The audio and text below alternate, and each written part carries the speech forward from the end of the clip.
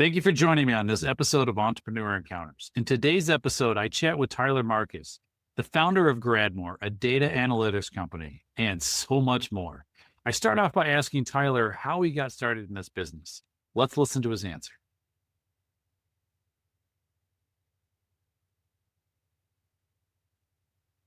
So I'm a very numbers person, data person, always been like that since I was a kid. At 7 years old, I was a kid, like back in the day when you had newspapers were like obsessed with baseball box scores, like just obsession with stats where like I'd be like 8 and be like circling like players and calculating numbers. So I've always had a numerical mind, an analytical mind. And then in high school, obviously, like I was very good at math as well, not very good at writing or reading. So I had this very strong understanding of numbers and how to apply numbers in like a very like logical, analytical way to problem solving versus maybe, being more balanced about reading and writing and things like that. So at the time, I grew up in New York City, in Manhattan. So I'm a very city person. And my college advisor at the time was said, hey, Tyler, you're a very data driven person, but, we think you'd be great fits for research programs, undergraduate research programs. Now, there's only several universities in the country at the time that had undergraduate research programs because most of those programs are reserved for master's programs or PhDs. So Madison at the time had an undergraduate research program, and I'm sure they probably do still at this date. They would use undergrads to help supplement the research being done by PhDs because the amount of money that Madison has for research programs is extremely high.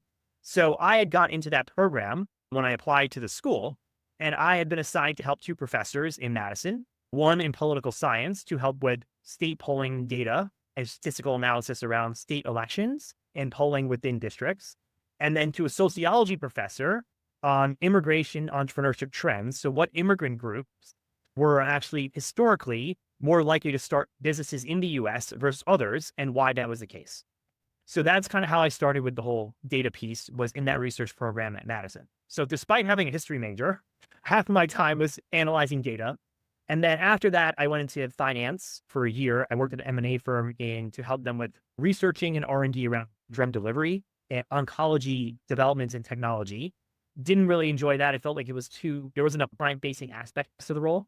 So I pivoted into digital marketing and tech and media. And that's where I spent most of my time up until I started the company, analyzing big data sets around Facebook ads, Google, SEM, and SEO. One of the companies I worked for, we ran like a multi-million-dollar ad budget on Facebook and Google. So, and this was pre-AI, pre-tools that you could use. So if you weren't a data scientist or data analyst, like good luck trying to figure this stuff out in an easy way. So I would pull all that data with my team and we would try to provide insight to optimize cost per click within certain regions that we were running ads for. And then after that, during my tech time, I noticed within the companies I worked at that there was all this data and information around marketing, sales, right, through Salesforce, operations, finance, but there was never any people data that was very useful that could also provide insight to optimize the business. And that's when me and my partner decided to start the company after that. Well, as a baseball fan myself, I remember back in those days, you would look on the back of the card, you'd see all the stats, you'd maybe even look at boxcars in a newspaper. Those are those things you used to have to actually open up. Okay. And all the way back in the 1900s, you used to have to be able to look at all this data yourself and figure out how to crunch it. And you were battling basically 100 years worth of tradition versus the information that's being produced. And Tyler was an artist at understanding the data. And I do mean an artist. An artist is someone who can see things that the rest of us can't, even before it comes into existence. Master electricians, architects, authors, they could all see the story that we want to tell, and they have a vision for that work and a gift to be able to make it come to pass.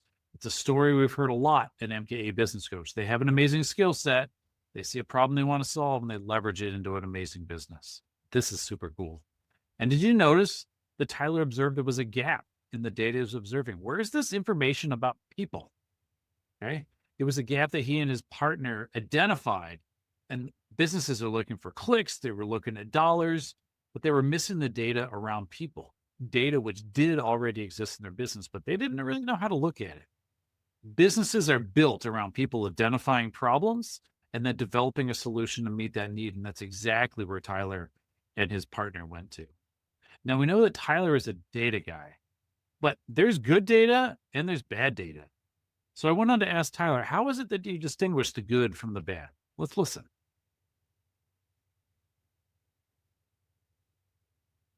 So I can't do certain analyses with a small company because their headcount might be like 5, 10, 20 people. So you're a tech company and you have 50 sales reps, I can work with that.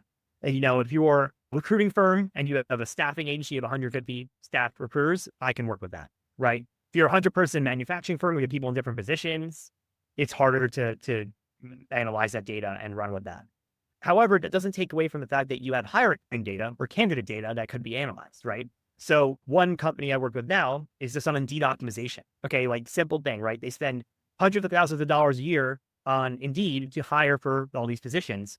What do we do for them? Understanding how to optimize cost per click, cost per applicant, because they have enough data in terms of candidates applying, right? They have enough data of people clicking on ads, enough data with people applying to roles, and enough data of people filling those so we could actually use that information to make better decisions so their budget doesn't inflate. So it really depends on the business you have and the type of data that you're able to collect. Now, fortunately, in the past 5 years, with the technological advancements in the human capital HR space around HCMs, HIRSs, such as Bamboo HR, even performance management tools like Lattice, those are things now that are becoming more common in smaller businesses that 5, 10 years ago would be reserved for enterprise.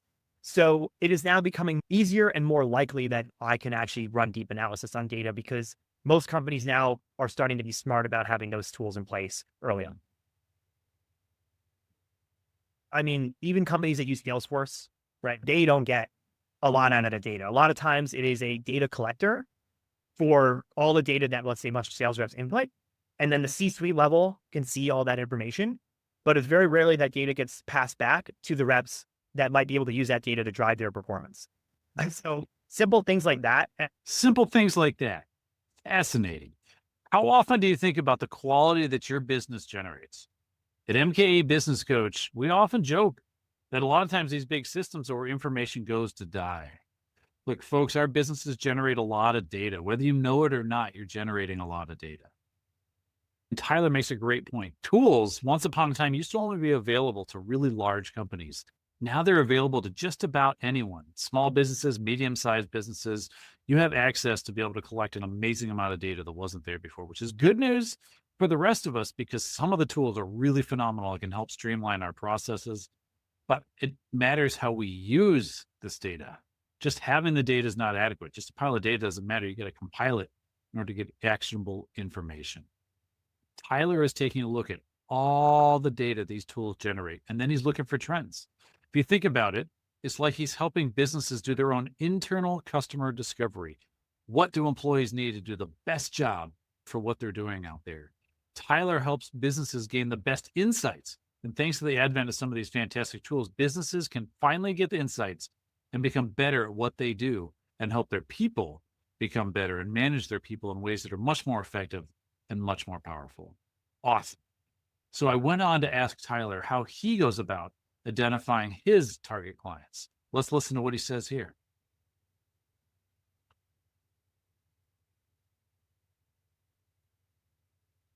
So a lot of our business has come through partnerships with talent consultants. Okay, so for example, I partner with different HR talent consultants that resell a product called Predictive Index, which is a behavioral assessment tool. Some people may have heard of it. It's very similar to DISC or Myers-Briggs, but it's a tool that is used for hiring, for coaching, for leadership development. And I partner with a lot of those businesses to help provide deeper insight for specific clients. So where we saw initially the first obvious application was with sales teams, because those companies are working with HR. And usually the easiest metrics that I can correlate with is sales numbers, right?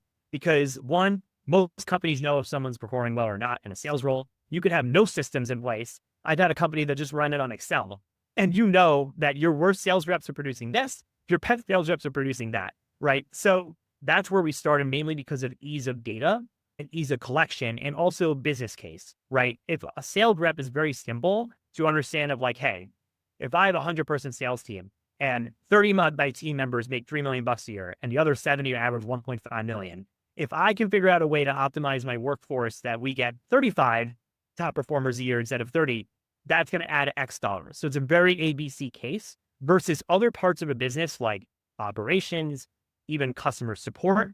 Sometimes it's very hard to understand, okay, what does this value mean to the company? While in sales, it's very clear how impactful a bad hire might be. This makes so much sense. When you think about it, Tyler was leveraging a place to really test out his business model in a space that is clear with easier to calculate returns on investment. If I can make people more efficient at doing the selling process, I can generate more sales. Done. Quickly drawing the line. The gift is, oftentimes when we get started out in our businesses, we need to hone our skill and our craft and our trade based on the feedback we get from our customers. If we listen to what they're saying and what resonates with our own unique gifting, this becomes a virtuous cycle of innovation for us and our current and future clients. We realize that we're really, really good at this one thing, and we get better at describing how we solve problems for our clients. That's really where the value starts showing up for your customer. I went on to ask Tyler how he does customer acquisition. As a data-driven guy, I think his answer might surprise you. Check it out. We're very focused on relationships type of business. We find that that's the best way. Relationships and partnerships for what we do, because our buyer is a CRO, head of sales ops, head of HR, COO. Like, we find that relationship building is the best way to get that prospect. I found that when we've done digital things, and we really struggled actually, in fairness, like during COVID and the digital age, because it's very hard to stick out when you're not a massive company. It was very hard to stand out in the crowd. With relationships, it's different. So what we did is now we invest most of our time in events, conferences, networking, things like that, because we find that that's the best course of action, and it allows us to have a successful strategy that works. Ladies and gentlemen, you heard it here first. There's no replacing the human touch, even in this amazing world of rapidly moving AI. We can't build a sustainable business model based on data alone. Don't take it from me, take it from Tyler, a data scientist in his own right. We sometimes see this in MKE Business Coach. People want to leverage bots, widgets, email campaigns, SEO, AI, et cetera, to find their next client. Sure, a lot of these tools are going to be good and they're going to help you, but it can never replace the importance of getting out and actually building a relationship. For most of us, particularly in those longer cycle sales, getting relationships is absolutely essential. Looking them in the eye, shaking their hands, getting to know them. I cannot emphasize this enough. Get out of your office, listen to this podcast on your way to go visit someone in person, get outside and meet some people. I love it. I went on to ask Tyler about the challenges he faced as he built Gradmor into a larger business. Let's listen to what he has to say.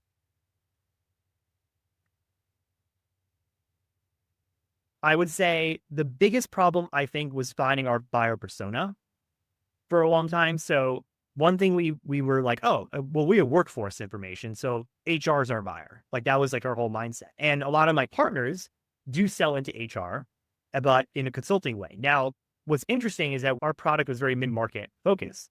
The thing is that the HR buyer at the mid-market isn't as sophisticated in terms of data and use case for data and with budgets as an HR buyer at enterprise. Okay, so what we realized, we thought, we can go to HR mid-market in the same way that we go to our consultants that go to enterprise, but you can't do that because the decision-making power and the budgeting is so much lower in a mid-market HR role than it is at the enterprise level. So one challenge for us was really figuring out that buyer persona and who we should be talking to and how do we get to that person and what materials or sales enablement content and structure we need to get there and to get sales completed. That has been the hardest piece for us. And it literally has taken us, honestly, a couple of years to really finally figure that out, to how we go about it and how we work that relationship and how we move through the sales funnel and process in that way. And it took a lot of trial and error and a lot of pain. What has helped us has actually been just being out in the market and talking to more people in person, has actually been able to get us that buyer persona and in a better place and how we go about our sales process and structure. I really appreciate Tyler's honesty here because let's face it, we can read about ideal client profiles till we're blue in the face, but nothing takes the place of good old-fashioned, frankly, painful trial and error. That's it. It's not necessarily sophisticated on the surface, but if we learn from what our attempts are telling us, it becomes sophisticated. It becomes nimble. We quickly learn what our ideal customer persona is because we're adapting on the fly. That's oftentimes why we say at MKA Business Coach, there is no overnight success. Sometimes overnight successes, quote unquote, are those businesses that have had successful iterations. Okay, that sounds a little fancier than trial and error. Let's go with iterations, okay? Maybe it's gone on for years. So it's true that when you hear about an overnight success, it's often been 10 years in the making. Another key that we work with on our clients at MKA Business Coach is not to give up. If you're going to be a business owner, you have to adapt, because along with humility, they are the hallmarks of a good, frankly, even a great business owner. They listen to the client's feedback. They understand where their customers are coming from. If they don't have any clients or customers yet, they go out and start doing some market research, test with some people who might be in your client profile, do that customer discovery, and then they encourage themselves by being surrounded by great support that makes sure they're always cheering them on so they do what's necessary in order to succeed. We're going to talk more about support later in the episode, so stay tuned for that. But what I went on to ask Tyler now is about how his leadership style has evolved over time. Let's listen.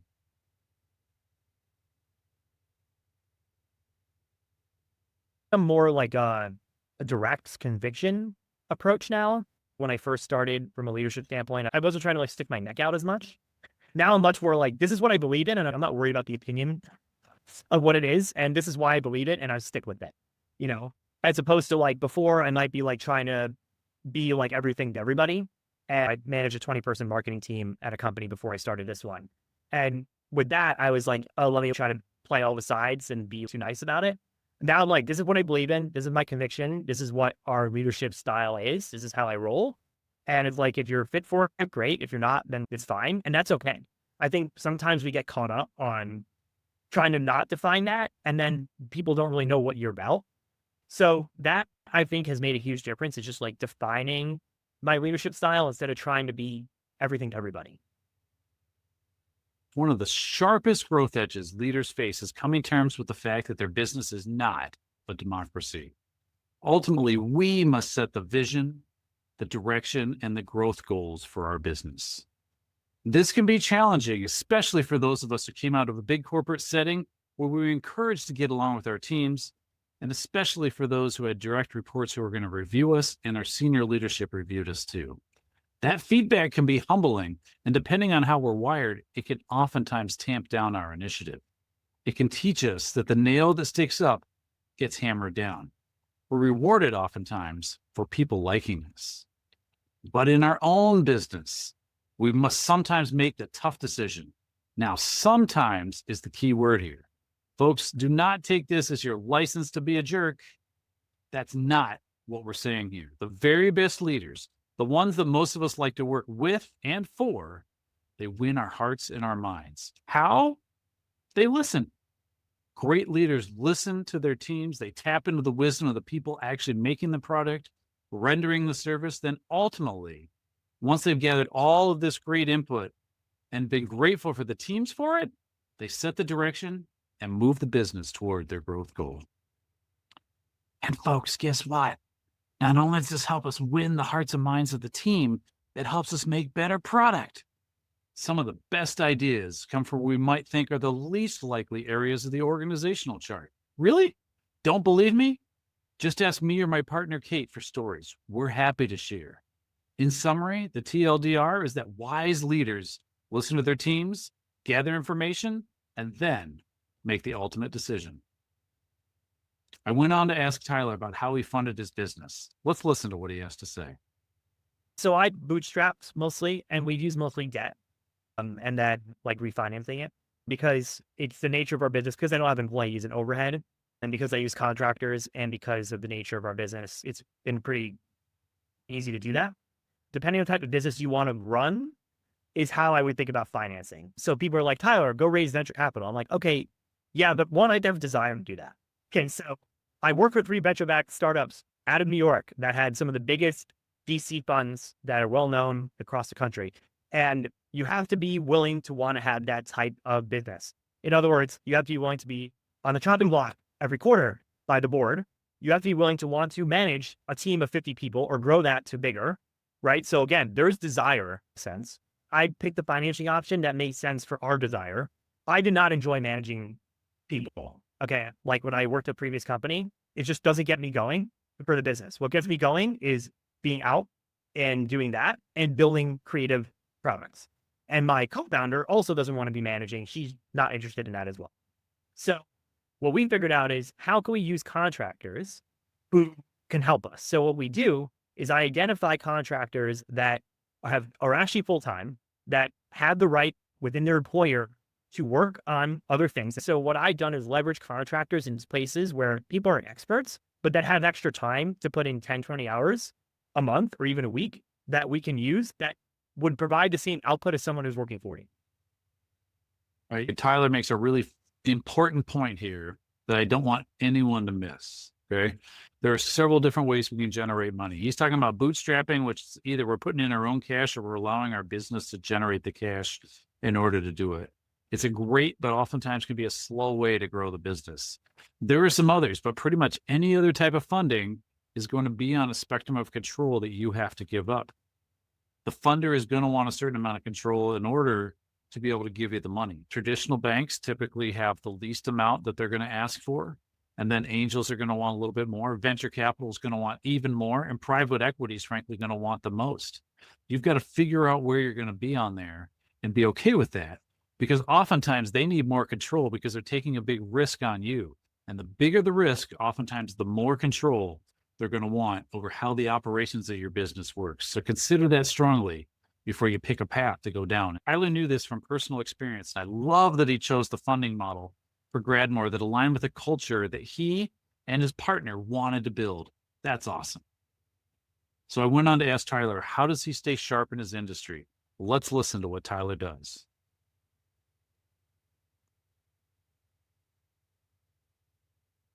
A lot of it is events, conferences.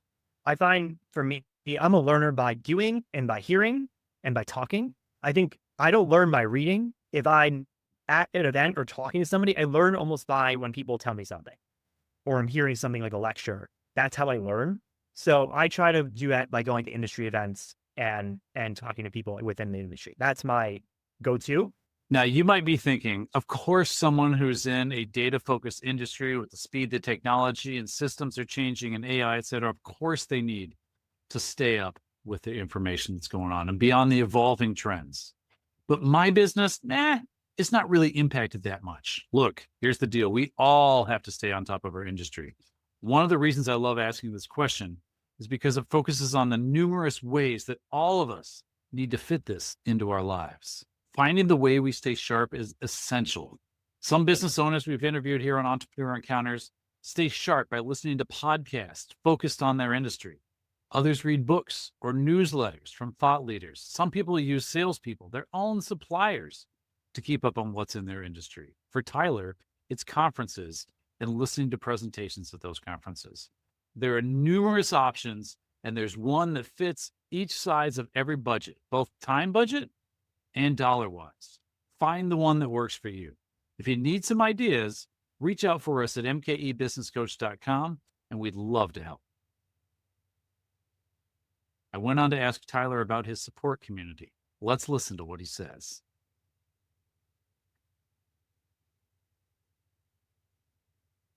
The tech community in Milwaukee has been amazing. So like Midwest Founders Club, the founders community, I find that that's been amazing. I think when you're a founder of a company, people that aren't running companies sometimes don't understand. It's like, it's boring to them sort of. And it does make sense because sometimes I'm talking to people and they're like telling me about like their corporate job. And I'm like, I can't relate to you at all because my whole life and different world is so different. I find a community of people that are in similar situations and are used to being through like high risk, high reward / high pain of struggles with work, have an understanding and can provide deeper insight and advice. And you also don't feel like you're at this alone. Having that community can provide like a place of comfort when you're struggling with something and dealing with it. Most founders I know have gone through like similar cycles in different ways, like a lot of rejection, right? Oh, this isn't going anywhere. What could I do? Like we all got under that cycle. And so being like the community has been a huge help, I would say, the tech community in terms of providing that support. Fantastic. I promised we'd get back to this at the end of the episode. Folks, there's just no reason why any business owner needs to go it alone. If you're telling yourself, I just don't have the time, or no one is out there who gets me, it's just not true. Not true. Tell yourself it's not true, and then get out there and find your people. And it doesn't have to be one magical person. In fact, let me give you something to clue you into this. There is no one person who can do all of this for you. You're going to need a bunch. You're going to find support from different people in different ways. So lean into them, because this is a lonely effort running a business. And as much as we have colleagues and other people in the business from the inside, we need people from the outside who are going to support us. Diversify. Find your cheerleader. Find your mentor CEO. Find your experienced manager of people. Find those folks. People love to be asked for support. People love to give of their time. Be respectful when you ask, and you'll be amazed at the help you receive. But you have to get out there and ask. As an added bonus, when we rely on people in this way, they can open doors for us. And sometimes they can introduce us to the people we need to be selling to. Well, like you, I cannot do this on my own. There are so many people who contribute to be able to bring this amazing product to you. If you like what you hear, I do want to encourage you, please like, subscribe, share, and comment. I'm Brent Halfwasson, owner of MKE Business Coach, and I want to remind you that being a growth company means upgrading your current business. See you next time.